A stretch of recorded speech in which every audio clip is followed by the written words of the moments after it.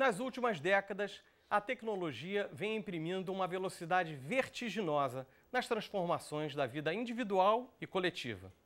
Para alguns, essa realidade é fascinante, mas para outros, assustadora. Neste cenário, a palavra inovação é cada vez mais usada. Mas o que realmente significa inovação? Para esclarecer esta e outras indagações sobre o tema, contamos hoje com a presença do cientista e pesquisador Fábio Gandura aqui no estúdio. Está começando mais uma edição do programa Entrevista. Com a ajuda de um time de especialistas, vamos refletir sobre o impacto das novas tecnologias na sociedade. Fábio, seja muito bem-vindo, obrigado pela sua presença. Fábio, uma invenção é sempre inovadora?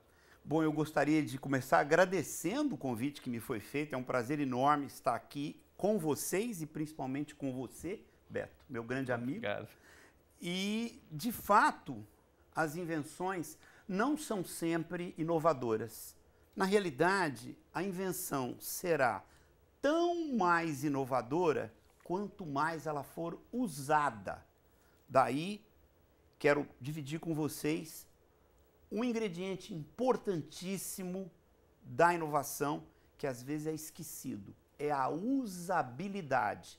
Algo para ser inovador não basta que seja inventado. Tem que ser inventado e usado. Fábio, inovação tem a função de simplificar processos, mas ela eventualmente pode acabar gerando complexidade. Isso não é um paradoxo? Sim, é verdade.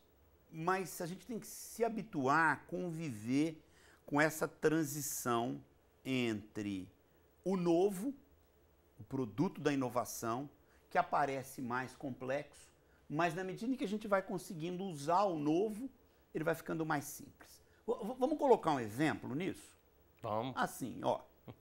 Quando eu era criança, existiam 3 fontes possíveis, pelo menos conhecidas, de luz: o fogo, o sol e a lâmpada. Tanto é que quando a lâmpada se queimava, a gente dizia: queimou a luz, né? Bom, a luz hoje vem muito mais de um outro objeto, né? O LED, tá certo? Que LED significa Light Emitting Diode, ou diodo emissor de luz, que nasceu como sendo uma coisa razoavelmente complexa. Mas hoje é uma coisa muito simples. O LED praticamente vai determinar o final da vida da lâmpada incandescente como a gente conhece. Hoje as fontes de luz em LED estão em todos os lugares, inclusive em brinquedinhos como esse aqui. Aqui tem LEDs, né, que produzem luz, faróis de automóveis, tem LEDs e tem mais. O LED vai entrar na sua casa, se é que ele já não está lá dentro. Na minha já está. Já está lá dentro. Mas estou experimentando. Isso. Então o que era complexo vai ficar realmente simples. Com inovação, principalmente inovação tecnológica, as coisas acontecem assim. Pois é, a tecnologia hoje faz parte de uma necessidade essencial do homem. Quais são as consequências disso, Fábio?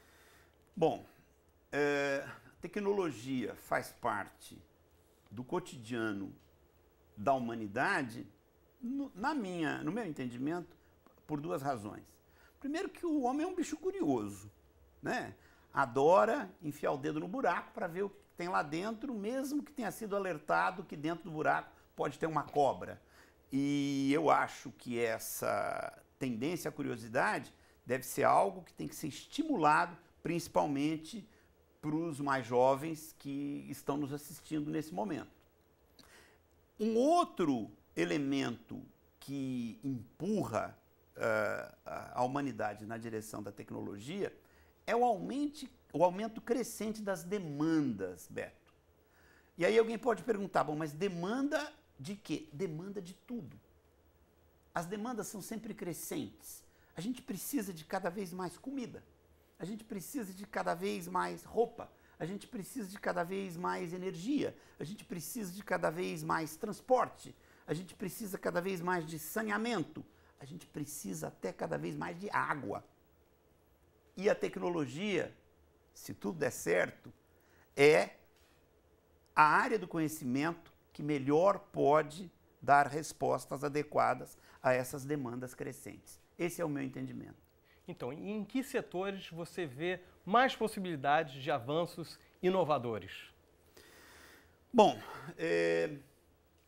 em linhas gerais, eu diria que quanto menos átomo a experimentação tiver e quanto mais bits essa experimentação tiver, maior a chance dela ser inovadora. Isso está complicado, mas eu vou explicar. Tá? Num passado não muito distante, para os pesquisadores, para as pessoas que lidam com pesquisa em ciência, era preciso contar sempre com um ambiente onde eu pudesse experimentar novos conceitos, experimentar conceitos inovadores em átomos. Eu tinha que ter a aguinha colorida que eu misturo com a outra aguinha, que sai a fumacinha e que acende a luzinha, tudo em átomo. Hoje nós estamos desmaterializando a ciência e simulando tudo com bits. De modo que quanto menos átomos eu puder usar e quanto mais bits eu puder usar, melhor será a possibilidade de inovação. Fala agora então, Fábio, sobre algumas das inovações, das invenções que mais você admira ao longo da humanidade. Tem tantas, mas vamos lá. Uma inovação, uma invenção que eu admiro muito, nasceu com o nome de microscópio de tunelamento. Scanning Tunneling Microscope. Microscópio de tunelamento foi um instrumento que, inclusive, deu o Prêmio Nobel de Física em 1986 para dois colegas pesquisadores da IBM no laboratório que a gente tem em Zurique. Por que eu admiro muito essa inovação? Porque ela deu ao homem uma nova dimensão da matéria. Ela chegou o homem perto do átomo, mas do átomo prático e não do átomo teórico. Eu até trouxe aqui uns pequenos objetos que são as sondas usadas pelo filho do microscópio de tunelamento, que é o microscópio de força atômica, conhecido por Atomic Force Microscope. Então isso aqui são sondas, coisinhas tão simples, né? Mas que trouxeram um avanço enorme no entendimento que o homem tem da matéria e na possibilidade de manipular essa matéria. É em cima dessa invenção que surgiu toda uma nova área, a nanotecnologia. Agora vamos falar de algo que não foi muito feliz, tá ok? Eu até trouxe aqui o exemplo desse objeto, tá? E na realidade, essa invenção aqui, ela não foi muito feliz porque ela veio muito antes do seu tempo, tá ok? O nome desse engenho é Simon. Esse engenho foi projetado, tá?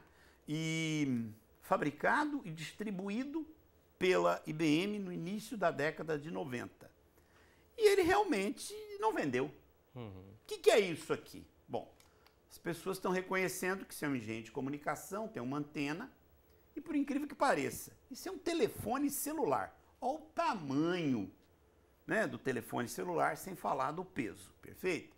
Mas esse telefone celular, no início da década de 90, tinha coisas que até hoje são objeto de desejo. Por exemplo, ele tinha a tela que podia ser tocada com uma caneta, tá? Tela touchscreen. Essa tela até, tadinha, tá quebradinha aqui, tá? Mas eu gosto disso porque é uma relíquia, tá ok? E esse telefone, Beto, sabe o que ele recebia? Não. Ele recebia fax. Tá? Porque no início da década de 90, fax era uma coisa muito importante, muito importante. Então esse era um celular que recebia fax. tá? Atendendo a uma demanda daquele momento na sociedade, dentro do lado comercial dessa sociedade. Caros telespectadores, esse telefone foi habilitado no Rio de Janeiro. Olha o número dele aqui, tá? Só que simplesmente, como naquela época a rede de telefonia celular não se comunicava com a rede de telefonia fixa, lembra disso? A rede de telefonia celular só se comunicava com, né? Um celular só se comunicava com outro celular. A meninada mais nova não vai acreditar nisso, mas era assim. E como não tinha muitos celulares, o que aconteceu?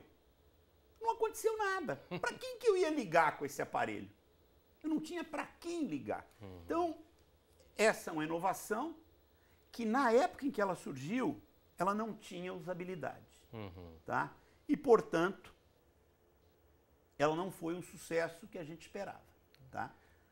E toda tecnologia, então, é positiva ou muitas vezes ela pode ter o seu lado negativo ou atrapalhar a vida das pessoas, ao invés de ajudar? Né?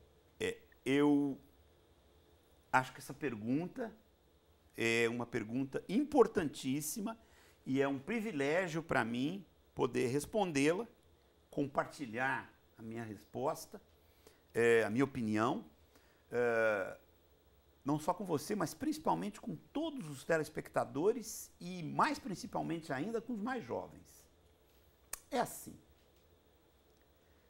A tecnologia e a inovação é fascinante, elas são fascinantes, elas são atraentes, elas são um canto de sereia. É aquilo que você sente quando você para na frente de uma vitrine e tem lá o equipamento 3G. Você não tem a menor ideia do que é esse 3G, mas o seu só é 2G. Tá? E o do seu amigo já é 3G. E a namorada dele é tão linda, quem sabe não é por conta do 3G. Né? Então, esse tipo de impulso, esse tipo de fascínio que a tecnologia exerce, tem que ser entendido e tem que ser administrado por cada um. Tecnologia e inovação só fazem sentido se elas estiverem a serviço das pessoas. E nessa hora cabe até a pergunta, bom, mas que pessoas? Qualquer pessoa. Do mais alto executivo do grande banco até a mais humilde professorinha no interior do país. Cada um tem uma necessidade tecnológica. Cada um tem uma necessidade de inovação produzida ou não pela tecnologia. Então, o que a gente tem que fazer, e isso eu faço, essa é a minha bandeira como cientista, a gente tem que procurar sempre colocar a tecnologia a serviço das pessoas. Senão, Beto, vai acontecer o lado ruim, né? O investimento em tecnologia, o investimento em inovação, que depois não funciona. Então, a preocupação é, sim, se encante com a tecnologia, mas se preocupe sempre em fazê-la funcionar a serviço das pessoas. E é possível que essa pessoa seja você. Queria agradecer a participação, então, do Fábio Gandur. Muito obrigado pela sua presença e agradecer a participação dos que estão em casa, a companhia de vocês. Espero vocês no próximo programa da série Entrevista.